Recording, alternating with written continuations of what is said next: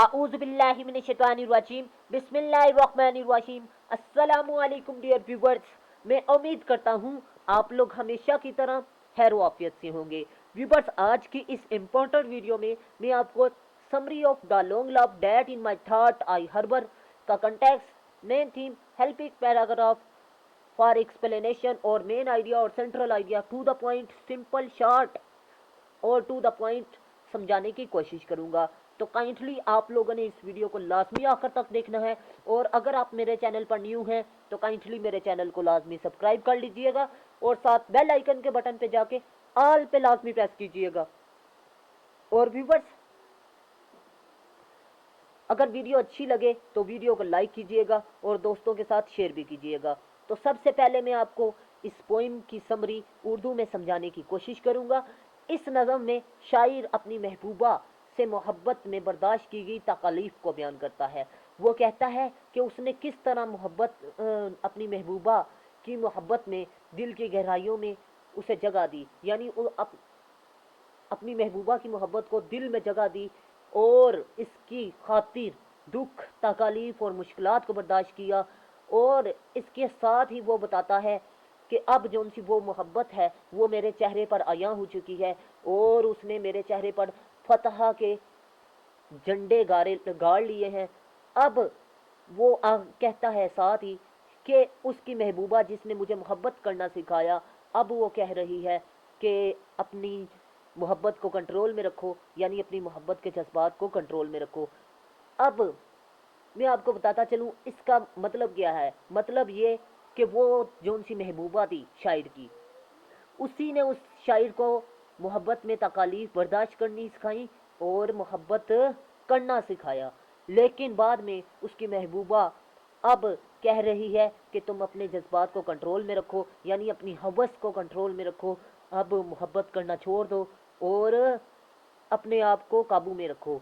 और साथ ही शायर कहता है कि मैं सारी ज़िंदगी इस मोहब्बत में बावफा रहूँगा और बावफा मोहब्बत में रहना ही सबसे बेहतरीन ज़िंदगी है। ये है जी इस पोइम की समरी। मैं उम्मीद करता हूँ आपको समरी अच्छे तरीके से समझ में आ चुकी होगी। अगर नहीं समझ में आई तो काइंडली आपने ट्रांसलेशन वाली वीडियो लाजमी वॉच करनी है, उसमें लाजमन समझ में आ जाएगी। अगर फिर भी नहीं आती तो दोबारा रिपीट ये वीडियो करें, आपको अच्छे तरीके से लाजमी समझ में आ जाएगी। व्यूवर्स, अब इस पोइम की हेल्पिंग पैराग्राफ फॉर एक्सप्लेनेशन में आपने क्या लिखना है जी। एनी पोइम नहीं, इस पोइम की बात कर रहा हूँ, तो मैं एनी पोइम यहाँ से ख़त्म कर दूंगा या आप लोग खुद ही कर लीजिएगा। यहाँ पर इस पोइम की बात हो रही है, एनी पोइम पर भी आप ये पॉइंट लिख सकते हैं। तो viewers, criticise on modern love आपने लिखना है जी। स्टैंजा रिलेटेड प्रेजेंट और पास्ट में लिखना है जी। राइटिंग स्टाइल आपने लिखना है जी। और यूज़ ऑफ टर्म्स आपने लिखनी होती है किसी भी पोइम में। अब मैं वो दिखाऊंगा भी जो इस पोइम में इस्तेमाल हुई। राइटिंग स्टाइल की सबसे पहले बात करते हैं जी। वाइट यूजेस, सबसे पहले आपने क्या लिखना है जी, stanza related.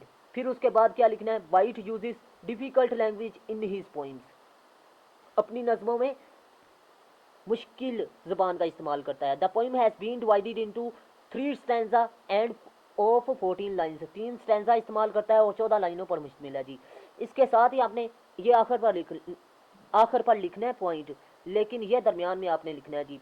White writes about only the negative side of love in his, के वाइट सिर्फ नेगेटिव यानी मनफी पहलू को बयान करता है प्यार के। In his all poems the poet repents upon the love life of love, repents अफसोस करता है प्यार की जिंदगी पर।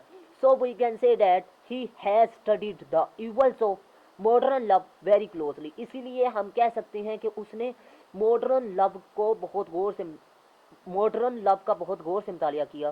So we can say that, इसीलिए हम कह सकते हैं he is great philosopher and great lover of love, इसीलिए हम कह सकते हैं कि वो ग्रेट फिलासफर भी है और इसके अलावा फिलासफर का मतलब क्या होता है, गौर व फिक्र करने वाला इंसान, and great lover of love, और बहुत बड़ा प्यार का आशिक है, यानी वो एक प्यार करने वाला इंसान था। तो व्यूवर्स, नेक्स्ट आपको बताता चलूँ, ये आप देख सकते हैं जी। Writing style, the poem is rich imagery, ये फर्स्ट पॉइंट जो सा है ये आपने सेम लिखना है जी, ये राइटिंग स्टाइल में ही आपने लिखना है जी। The poem is rich imagery as the poet has used many similes and metaphors. Viewers, ये आप टर्म्स में भी लिख सकते हैं, शुरू में या आखिर में भी लिख सकते हैं, लेकिन राइटिंग स्टाइल आपने आखिर में लिखना है। यूज़ ऑफ टर्म्स की बात करते हैं जी, ये इसके साथ भी आप लिख सकते हैं यूज़ ऑफ टर्म में, लेकिन आपने पैराग्राफ की सूरत में नहीं लिखना, आपने ऐसे नहीं लिखना बल्कि पैराग्राफ की सूरत में लिखना है। तो viewers, he uses anaphora in his poem, वो अपनी नज़म में एनोफोरा का इस्तेमाल करता है। फॉर एग्जाम्पल, मिसाल के तौर पर, with his hardness takes displeasure, where with love to the heart forest the field. Viewers, anaphora इसमें क्या है, दो लाइनें, ऐसी लाइनें जिनके अल्फाज सेम हो, डब्ल्यू से विद शुरू हो रहा है, वियर से डब्ल्यू शुरू हो रहा है, तो ये क्या है, anaphora. The economy of words in this is poem is, ये आप देख लीजिएगा। अब नेक्स्ट देख लेते हैं, he uses alliteration words in this poem, अपनी नज़म में किसका इस्तेमाल, इस नज़म में क्या इस्तेमाल करता है, alliteration. For example, line number 1 में एक लाइन में सेम अल्फाज आ जाए तो उसे एलिट्रेशन कहते हैं। जैसे कि लॉन्ग लव, लॉन्ग किससे शुरू हो रहा है, एल से, लव किससे, एल से, तो ये क्या है, एलिट्रेशन। अब बात कर लेते हैं context of the poem, main theme of the poem, central point of the poem. ये तकरीबन एक ही चीज़ें हैं, आपने कन्फ्यूजन का शिकार नहीं होना। इन this poem the poet mention many hardships of hindrance in love, प्यार में तकलीफ को बयान करता है। The poet can not hide the love that has settled in his face. Viewers, settled का मतलब होता है आबाद। अब नेक्स्ट बात कर लेते हैं, आपने आपको मुश्किल अल्फाज बता दिया है। Because this seizure is no very visible on his face, visible कब्जा rather he has planted of his age on the face of the poet. अब मैं आपको मुश्किल अल्फाज का बता रहा हूँ। वाइजेबल का मतलब होता है जी वाजिया। Next, but it is a pity, pity का मतलब होता है जी तरस, तरस भी कह सकते हैं, अफसोस।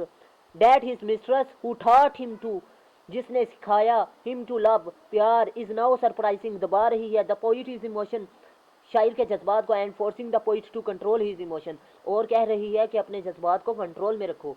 व्यूवर्स, मैं उम्मीद करता हूँ आपको वीडियो अच्छी लगी। वीडियो अच्छी लगी तो लाइक कीजिएगा और दोस्तों के साथ लाजमी शेयर कीजिएगा। मैं उम्मीद करता हूँ आपको वीडियो अच्छी लगी।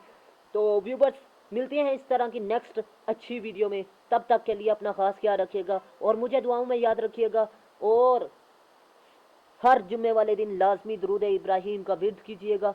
मिलते हैं इस तरह की नेक्स्ट वीडियो में। अल्लाह हाफिज़। पाकिस्तान जिंदाबाद, पाकिस्तान पाइंदाबाद।